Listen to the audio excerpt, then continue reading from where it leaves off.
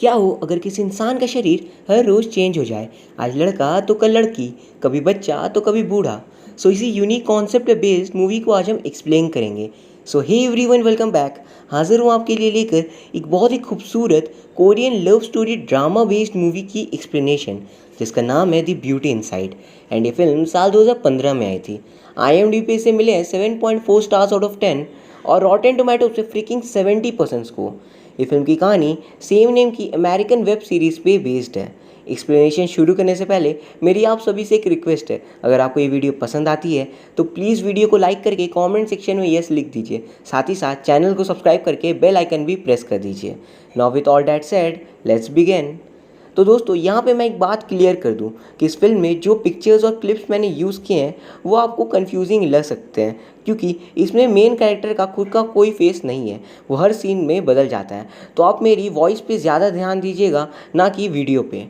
सो इस फिल्म की पूरी कहानी को जिन नाम का बंदा नरेट करता है। वो बताता है हर रोज़ जब उसकी नींद खुलती है तो वो एक नया इंसान बनकर उठता है। आज लड़का तो कल लड़की, कभी बच्चा या बूढ़ा या फॉरेनर भी। यही नहीं, उसके आई साइट और आवाज़ भी चेंज हो जाते थे। यानी उसे जिस भी तरीके की बॉडी मिलती थी, regardless of age and gender, उसके अंदर वैसे ही ट्रेड्स आ जाते थे। इसलिए वो रोज़ आँखों के लिए अलग अलग चश्मे, पैरों के लिए अलग अलग साइज़ के जूते और जेंडर के अकॉर्डिंग कपड़े रखता था। फिर वो बताता है कि वो एक फ़र्नीचर डिज़ाइनर का काम करता है। वो खुद की ही फर्नीचर्स डिज़ाइन करता है और फिर उन्हें अपने हाथों से बनाता था। धीरे धीरे उसे ये सब चीज़ों की आदत सी हो गई थी, क्योंकि उससे पता ही नहीं था कि वो नॉर्मल कैसे होगा। वो अपने सारे काम ऑनलाइन ही करता था, क्योंकि इंटरनेट में उसे अपनी फेस दिखाने की ज़रूरत नहीं पड़ती थी। उसके इस राज के बारे में सिर्फ उसकी मॉम और फ्रेंड सैंग को पता था। अब अगले सीन में हमें सैंग को दिखाया जाता है और हमें पता चलता है वो जिन के साथ मिलकर फर्नीचर वाला काम करता है। दरअसल वो फर्नीचर डिज़ाइनिंग के अलावा जो बाहर के काम है उन्हें देखता था, जैसे कि क्लाइंट से मिलना। फिर दिखाते हैं सैंग जिन के घर आता है और उसे कहता है कि आज तुम बहुत हैंडसम इंसान बने हो, तो चलो थोड़ा घूम आते हैं। उस रात वो दोनों क्लब में जाते हैं और वहाँ बहुत मस्ती करते हैं। नेक्स्ट सीन में दिखाते हैं जिन एक लड़की के साथ सो रहा होता है और जब उसकी आंखें खुलती है तो वो खुद को एक बूढ़े इंसान के रूप में पाता है। उसने अपने सारे रूप के वीडियोस एक लैपटॉप में स्टोर करके रखे थे।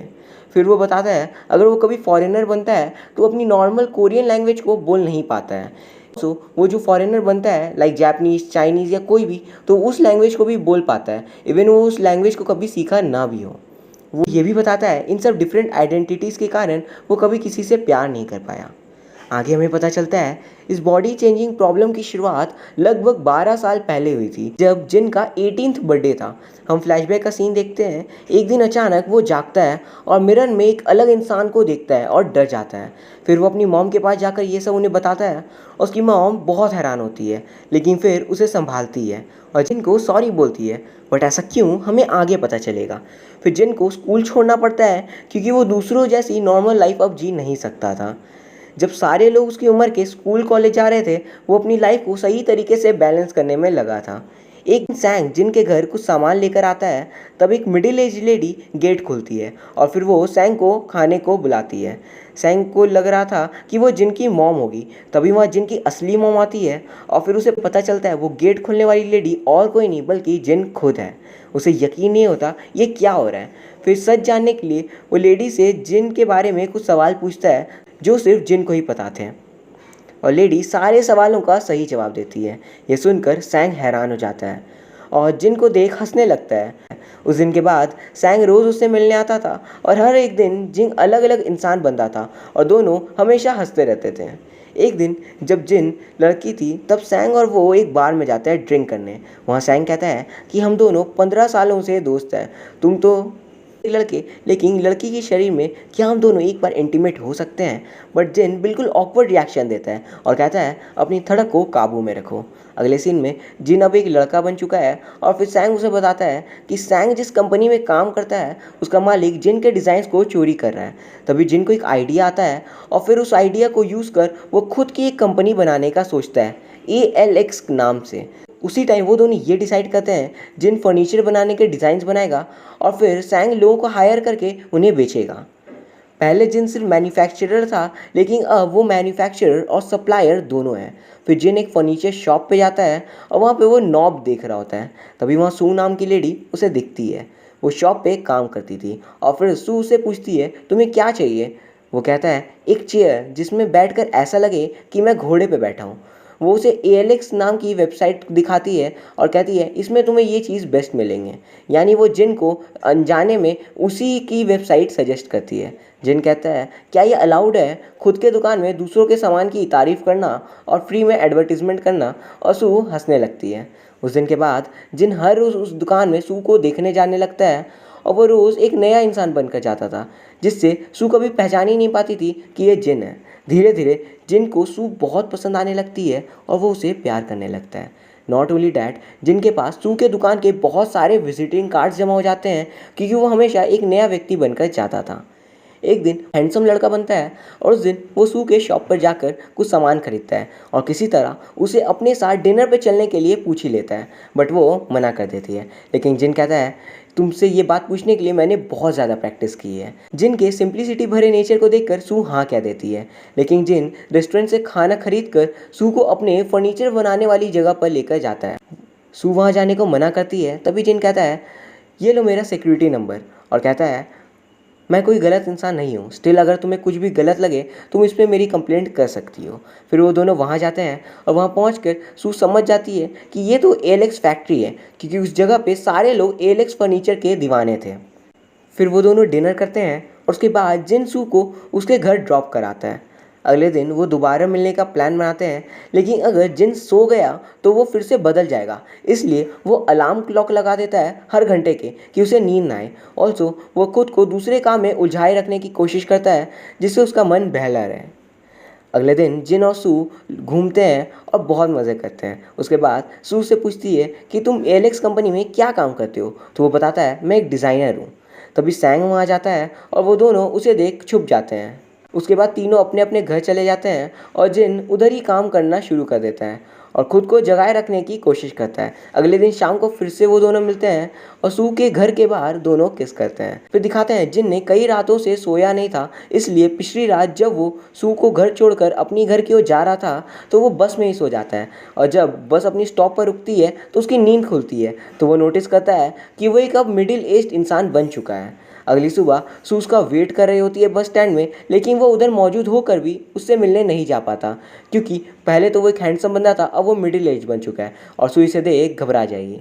तभी सू की बॉस का कॉल आता है और वो वहाँ से चली जाती है अपने काम। जिनको वो फ़ोन करती है लेकिन वो फ़ोन नहीं उठाता और फिर सू को सॉरी का मैसेज कर देता है। जिन समझ आता है कि उसकी रोमांटिक लाइफ का दी एंड हो चुका है। फिर उसे सू का रिप्लाई आता है कि तुम कहाँ हो, मैंने तुम्हारा बस स्टैंड पे बहुत वेट किया था। तभी जिन डिसाइड करता है वो सू को बिना कुछ बताए ऐसे ही नहीं छोड़ सकता और वो उसे सब सच बता देगा। तो अगले दिन जिन एक लड़की बना होता है और वो रात को सू को अपने साथ चलने को बोलता है। वो कहता है वो जिन के बारे में सब कुछ जानता है। वो अपने वही फैक्ट्री पे उसे लेकर जाता है और सू को सारे वीडियोस दिखाता है। यानी जिन सू को हर एक वीडियो दिखाता है उसके अलग अलग रूप का, जो उसके लैपटॉप में थी। वो ये भी बताता है कि वो एक लड़का है, बट उसका जेंडर चेंज हो जाता है जब भी वो सोकर उठता है। वो कहता है, इतने दिनों से जिसके साथ तुम घूम रही थी वो मैं ही था, बट अब मैं चेंज हो चुका हूँ। सू को ये बात की यकीन नहीं होती है और वो वहाँ से चली जाती है। कई दिन बीत जाते हैं लेकिन सू जिन को भुला नहीं पाती। वो हर उसी के बारे में सोच रही होती है। तो एक रात वो उसके फैक्ट्री पे उससे मिलने जाती है। जिन एक जापानीज़ लेडी बन गया था और सू को देख वो उसे अंदर आने को कहता है। फिर सू पूछती है, क्या तुम मुझे सच में पसंद करते हो? अगर हाँ तो तुम्हें मेरी एक बात माननी होगी। वो कहती है, मैं तुम्हारे साथ सोना चाहती हूँ, ताकि वो जिन को अपनी आंखों से चेंज होते हुए देख पाए। सोते समय सू पूछती है, ये सब कब स्टार्ट हुआ? जिन उससे पूरी कहानी नरेट करता है। फिर सू को जिन की असली एज पता चलती है, जो कि 29 ईयर्स थी एंड सू की भी सेम एज थी। फिर जिन सब कुछ बताता है कि वो अब इसके बारे में कुछ नहीं कर सकता, ये अपने आप ही शुरू हुआ था एंड उसके बाद नॉर्मल नहीं हो रहा है। वो दोनों थोड़ी बातें करते हैं। फिर सू पूछती है कि मैं ही क्यों? तब जिन बताता है, मैं अपने इस कंडीशन को एक्सेप्ट कर लिया था एंड मैं हैबिचुएट भी हो गया था इन सब से, बट तुमसे मिलने के बाद मैं खुद को रोक नहीं पाया, इसलिए मैंने तुम्हें ये सीक्रेट बताया है। फिर जिन सू से पूछता है कि तुम ठीक तो होगी ना जब तुम मुझे चेंज होते हुए देखोगी? और उसके बाद वो दोनों सो जाते हैं। अगली सुबह जब सू की आंखें खुलती है तो वो जिन को उसी लेडी के रूप में पाती है, मतलब अभी तक जिन चेंज नहीं हुआ था। फिर वो जाकर जिन के कबर्ड चेक करती है जिसमें सारे सामान अलग अलग थे, यानी अलग अलग जेंडर के कपड़े, अलग अलग जूते, अलग अलग चश्मे, अलग अलग वॉचेस, एंड जिसे देख वो हैरान होती है। उसके बाद सू जिन के लैपटॉप पे उसकी सारी वीडियोस देख रही होती है, तभी जिन आता है और इस बार वो एक यंग लड़का बना था। जिन बहुत खुश हो जाता है कि सू सब कुछ जानकर भी उसे नहीं छोड़ती है और वो अब रोज़ साथ में घूमते थे। उनकी लाइफ बहुत सही चल रही थी और जिनके साथ पहली बार कोई लड़की एक हफ्ते से ज़्यादा टिक गई थी। फिर जिन नरेट करता है कि उस दिन के बाद हम कुछ भी बातें करते थे, कहीं भी चले जाते थे और मज़े करते थे, एंड ये बहुत ही अच्छी हमारी लाइफ की गाड़ी चल रही थी। फिर एक दिन सू जिन के नेक पे एक टैटू बनवाती है कि वो जिन ही है। उसके बाद एक दिन सू से पूछती है कि तुम रोज़ कुछ ना कुछ नए बनते हो, लेकिन तुम्हें सबसे ज़्यादा नफरत कौन से रूप से है। तभी अगले दिन हम देखते हैं कि जिन एक बच्चा बन गया है। बच्चा देख सू कहती है तुम्हें मुझे मैम करके बुलाना होगा आज। उस शाम दोनों डिनर करने जाते हैं और रेस्टोरेंट पे मज़े करते हैं। सू थोड़ी ड्रिंक करती है और बच्चा जिन भी कोल्ड ड्रिंक पीता है, लेकिन फिर सू छोटे जिन को एक से वाइन देती है और दोनों ड्रिंक करके इंजॉय करते हैं। फिर सू उसे अपने बैग में लेकर जा रही होती है और बिल पेमेंट के टाइम जिन अपने वॉलेट से पैसे निकालता है और रिसेप्शनिस्ट पूछती है ये बच्चा आपका बेटा है क्या, और सू हंसने लगती है। अगले कुछ सीन्स में जिन नरेट करता है अब वो सच में अकेला नहीं है, कोई तो है जिसे उसकी फिक्र है। फिर एक दिन वो दोनों मिलते हैं, लेकिन सू अपनी आंखें बंद रखती है और कहती है कि रोज़ तुम्हारी शक्ल चेंज हो जाती है, मुझे कुछ और चाहिए जिससे मैं तुम्हें पहचान सकूं, जैसे तुम्हारा सेंट या तुम्हारा टच। जिन उसके हाथ पकड़ लेता है और कहता है अब से हर रोज़ मैं तुम्हें ढूंढ लूँगा इसी तरीके से और तुम पहचान लेना। सू एक प्यारी सी स्माइल उसे देती है। अगले दिन वो दोनों साथ में ब्रेकफास्ट करते हैं और तभी सैंग का फ़ोन आता है। वो जिन से कहता है तुम कुछ दिनों से काम नहीं कर रहे हो, ऐसे तो कंपनी का लॉस हो जाएगा। तुम कोई पहले इंसान नहीं हो जो दुनिया में रिलेशनशिप में है, ऐसे हज़ारों इंसान हैं। फिर सू जा रही होती है तभी जिन उसे पूछता है कि क्या तुम मेरे साथ चलोगी मेरे वर्किंग प्लेस को देखने, और फिर दोनों वहाँ चले जाते हैं। वहाँ पे सैंग और अन्य वर्कर्स फर्नीचर बना रहे होते हैं और वहाँ पे सू उन्हें एक नया आइडिया देती है अपने काम को आगे बढ़ाने का। जिन इस आइडिया को सुनकर उसे ब्रिलियंट कहता है, तभी सैंग उसे रोक कर कहता है ये आइडिया मैंने तुम्हें सालों पहले दिया था, तब तुमने मेरी आइडिया पे बिल्कुल ध्यान नहीं दिया था। उसके बाद दिखाते हैं एक रात को जिन को सू के साथ पार्टी में जाना था, लेकिन जिन एक बूढ़ी लेडी बना हुआ था। वो दोबारा से सोने की कोशिश करता है लेकिन सो नहीं पाता और पार्टी में सब अपने अपने पार्टनर के साथ आए होते हैं और सू अकेली थी। तो सब उसे पूछते हैं कि तुम्हारा पार्टनर कहाँ है। सब लोग सू के बॉयफ्रेंड से मिलना चाहते थे क्योंकि सब ने सू को अलग अलग इंसान के साथ मिलकर देख रखा था। वो सब ये जानने के लिए एक्साइटेड थे कि सू का बीएफ आखिर है कौन। दूसरी तरफ दिखाते हैं बेड में लेटे हुए जिन बस यही प्रे करता है कि बस वो एक लड़का बन जाए, चाहे वो हैंडसम हो या नहीं, बस उसे पार्टी में सू के साथ जाने के लिए एक लड़का बनना था। तभी हम देखते हैं अगले सीन में एक हैंडसम सा लड़का सू के हाथ पकड़ता है वैसे ही जैसे उसने कहा था, ताकि सू उसे पहचान ले कि वो जिन है। और उसे देख पार्टी में सभी लोग हैरान हो जाते हैं, खासकर सू की बॉस। जिन सू को बताता है कि वो एक ओल्ड लेडी बना हुआ था, इसलिए उसे आने में देर हो गई। नेक्स्ट सीन में सैंग उसी पार्टी में एक लेडी के साथ बैठा था और उसे बताता है ये जो हैंडसम लड़का है ना, ये हर रोज़ बदल जाता है, कभी चाइनीज़ तो कभी जापनीज़। और वो बताता है कि एक बार तो ये मेरे साथ इंटीमेट भी हो चुका है। उसकी बकवास से बचने के लिए जिन और सू वहाँ से चले जाते हैं। फिर वो दोनों घर आते हैं और वहाँ पे इंटीमेट होते हैं और अगली सुबह जिन के घर पे वो दोनों साथ पे वीडियो बनाते हैं, जिसे जिन पहले अकेले बनाया करता था।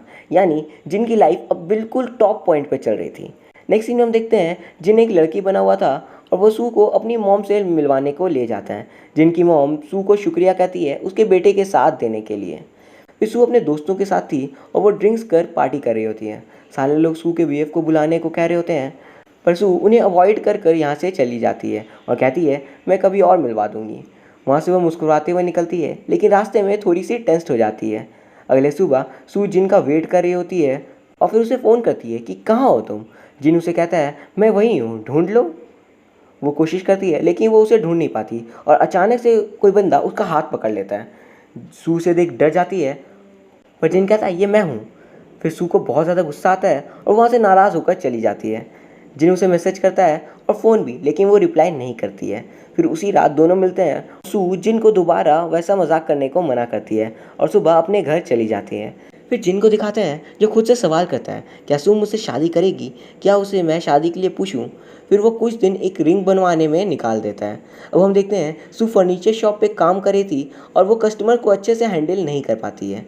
हम ये भी नोटिस करते हैं वो एक दवाई ले रही थी, तभी उसकी बॉस उसे बुलाती है और कहती है तुम ठीक तो हो ना, या तुम्हें कोई प्रॉब्लम है। सू कहती है नहीं, कोई प्रॉब्लम नहीं है। तो उसकी बॉस कहती है तुम्हारे बीएफ से कोई प्रॉब्लम है ना।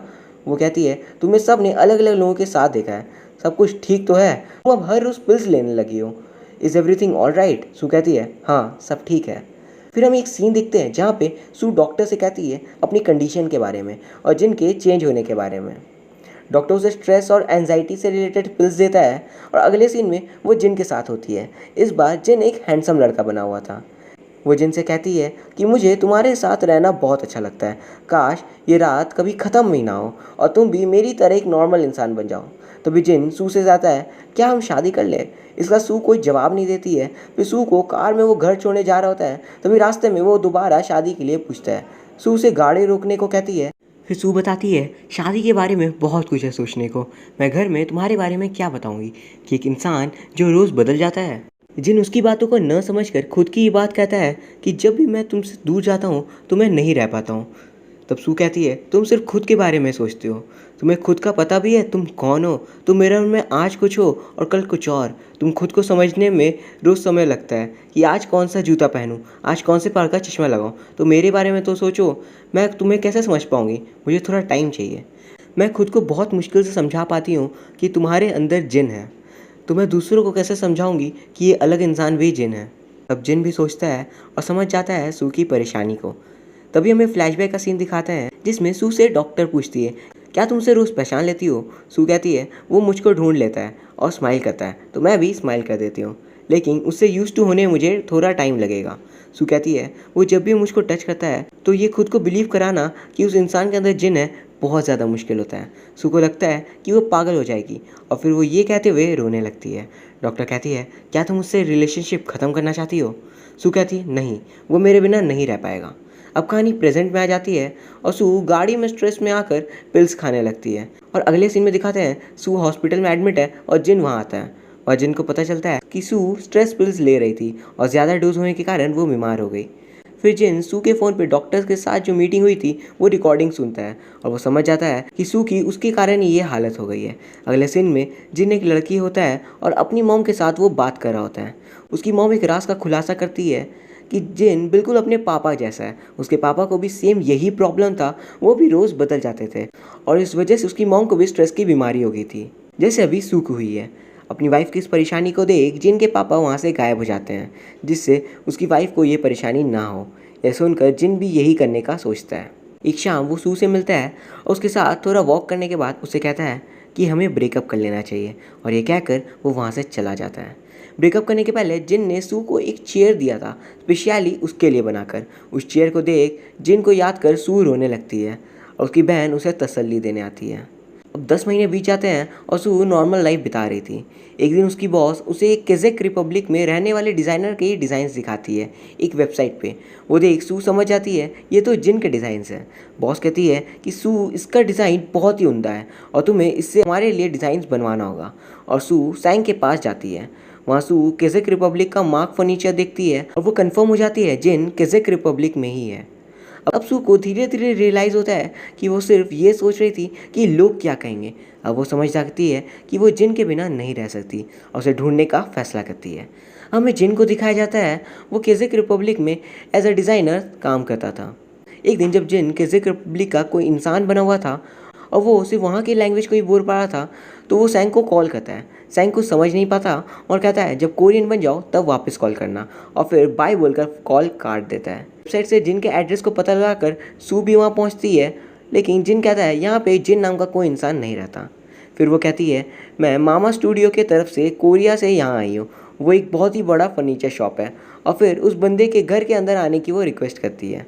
अंदर जाकर वो लेडीज़ जेंट्स के अलग अलग बहुत सारे जूते और वैसे ही फर्नीचर जैसे जिन बनाया करता था देखती है और वो कहती है मेरी कंपनी को तुम्हारे डिज़ाइंस में बहुत इंटरेस्ट है, मैं चाहती तो तुम्हें मेल कर सकती थी, लेकिन मैं तुमसे मिलना चाहती थी, इसलिए मैं यहाँ आई हूँ।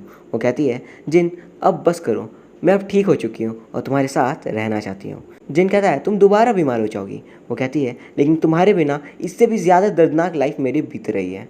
वो उसको सॉरी कहती है, फिर वो दोनों एक वॉक पे जाते हैं। सो उसको बताती है कि एक दिन उसने जिन को बदलते हुए देख लिया था और इस दिन से वो बहुत ज़्यादा डर गई थी। खुद को समझाने की वो बहुत कोशिश करती है लेकिन वो समझा नहीं पाती। लेकिन अब सब ठीक है और वो समझ चुकी है कि वो जिन के बिना नहीं रह सकती। और इस बारी सू जिन को शादी के लिए पूछती है और वो उसे खुद की बनाई हुई रिंग देता है और यहाँ होती है फिल्म की हैप्पी एंडिंग। इस फिल्म का सबसे बड़ा प्लस पॉइंट है कि हर एक एक्टर जिन्होंने जिन का रोल प्ले किया है सब बहुत ही उम्दा काम किया है और सू का रोल प्ले करने वाली एक्ट्रेस ने बहुत ही खूबसूरती से अपने रोल को अदा किया है। उम्मीद करता हूँ आपको ये एक्सप्लेनेशन और ये कहानी पसंद आई होगी। अब आप सब ये ज़रूर सोच रहे होंगे कि जिन की बॉडी चेंज होने का रीज़न क्या था। तो दोस्तों इसका जवाब फिल्म में प्रॉपरली नहीं दिया गया है, बट जिन की माँ उसे बताती है कि उसके फादर को भी सेम ऐसी ही कंडीशन थी और जिनको ये चीज़ हेरिडिटरी मिली है। But after watching this film I believe makers इस सुपर नेचुरल ऑकरेंस का रीज़न देना ही नहीं चाहते थे, क्योंकि ये कहानी फ्रेश माइंड से एंजॉय करने के लिए, ना कि एज अ साईफाई फिल्म के तौर पर इसे सोचने के लिए। अगर आप जापानीज़ एनिमे के फ़ैन हो तो इस फिल्म के नरेशन को सुनकर आपको योर नेम की याद ज़रूर आई होगी। बाय द वे दोस्तों, अगर आपको ये वीडियो पसंद आई हो तो वीडियो को लाइक करके कमेंट सेक्शन में यस लिख दीजिए और भी मूवीज़ के एक्सप्लेनेशन के लिए चैनल को सब्सक्राइब कर लीजिए एंड बेल आइकन प्रेस कर दीजिए। Thank you each and everyone for watching this video. See you soon.